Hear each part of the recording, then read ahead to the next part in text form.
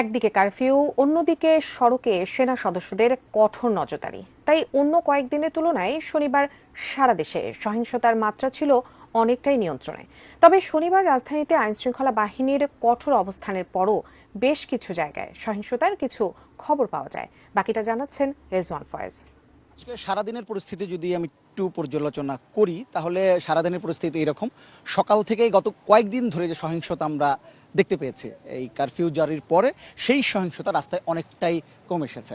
রাজধানী সহ সারা বাংলাদেশ থেকে আমরা যে খবর পেয়েছি গত কয়েকদিনের তুলনায় আজকে সেই সহিংসতার সংখ্যা মানে পরিমাণটা বা অনেকটাই কমে এসছে। এটা একটা বড় কারণ, যেহেতু রাস্তায় আইন শৃঙ্খলা বাহিনীর সঙ্গে সেনাবাহিনীর সদস্যরাও দায়িত্ব পালন করছেন, এই কারণে অনেকটা কমে এসছে। বিশেষ করে সকাল থেকে যেটা আমরা লক্ষ্য করেছি, কারফিউর কারণে রাস্তায় সাধারণ মানুষের চলাচল খুবই কম ছিল, একেবারে কম মানুষ কিন্তু বেরিয়েছেন। তারপরও যারা খুবই জরুরি প্রয়োজনে রাস্তায় বেরিয়ে হয়েছেন, তাদের যেতে হয়েছে, তাদেরকে কিন্তু জিজ্ঞাসাবাদের মুখোমুখি হতে হয়েছে, আইডি কার্ড দেখাতে হয়েছে, এবং কেন তারা রাস্তায় বের হয়েছেন সেই কারণটি কিন্তু প্রুভ করতে হয়েছে যে এই জন্য বের হয়েছে, জরুরি কাজটা তাদেরকে বলতে হয়েছে।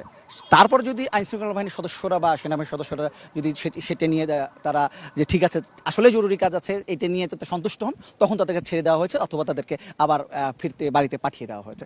এই হচ্ছে রাজধানীর পরিস্থিতি ছিল। তারপর যখন 2 ঘন্টার জন্য 12টা থেকে 2টা পর্যন্ত 2 ঘন্টার জন্য যখন কারফিউটা শিথিল করে নেওয়া হয়েছিল, তখন সাধারণ মানুষ বেরিয়েছেন যে দৈনন্দিন কাজ, বাজার, এই সব কাজগুলো কিন্তু তারা তখন সেরে ফেলেছেন। তারপর পরেই কিন্তু আবারও কারফিউ হয়েছে, এবং সারা দেশে আমরা দেখেছি যে আজকে সারাদিন রাস্তায় সাধারণ মানুষের চলাচল একেবারেই কম ছিল, জরুরি প্রয়োজন ছাড়া খুব বের হয়নি। আর সহিংসতা যদি বলি, সকাল থেকে তেমন সহিংসতা কোথাও আমরা পাইনি, তবে দুপুরের পর থেকে কোনো জায়গায় আমরা সহিংসতার খবর পেয়েছি। তারপরেও গত কয়েকদিনের তুলনা যদি আমি তুলনা করি, সেই সংখ্যাটা বা তার যে পরিমাণটা এবং যে যে এর আগে যে ধরনের সহিংসতা হয়েছে সেই সংখ্যাটা কিন্তু খুবই কম বা পরিমাণটাও কম, সেভাবে হয়নি। তারপর এই রাত এসছে, রাতেও কিন্তু আমরা দেখতে পাচ্ছি, আমি রাজধানীর পরিস্থিতি যদিও বলি, রাতে রাজধানীর পরিস্থিতি কিন্তু এখন পর্যন্ত শান্ত রয়েছে। দু একটি জায়গা ছাড়া বেশিরভাগ জায়গায় কিন্তু আইন শৃঙ্খলা পরিস্থিতি এখনও আইন শৃঙ্খলা বাহিনীর নিয়ন্ত্রণে রয়েছে গত কয়েকদিনের তুলনায়, এটা একটা ব্যাপার আছে। আর ইন্টারনেট নিয়ে অনেকেই প্রশ্ন তুলছেন যে কবে ইন্টারনেটে আসবে। ইন্টারনেট নিয়ে অনেকের মধ্যেই এক ধরনের অস্বস্তি কাজ করছে যে অনেকদিন ধরে ইন্টারনেট নেই। এটি নিয়ে আজকে তথ্য প্রযুক্তি প্রতিমন্ত্রী জুনায়েদ আহমেদ পলক যেটি জানিয়েছেন যে ইন্টারনেট ফিরতে আরও কিছুদিন সময় হয়তো লাগতে পারে, বা কবে ইন্টারনেটের স্বাভাবিক হয়ে আসবে ইন্টারনেটটি, সেটি তিনি এখনই পরিষ্কার করে বলতে পারছেন না।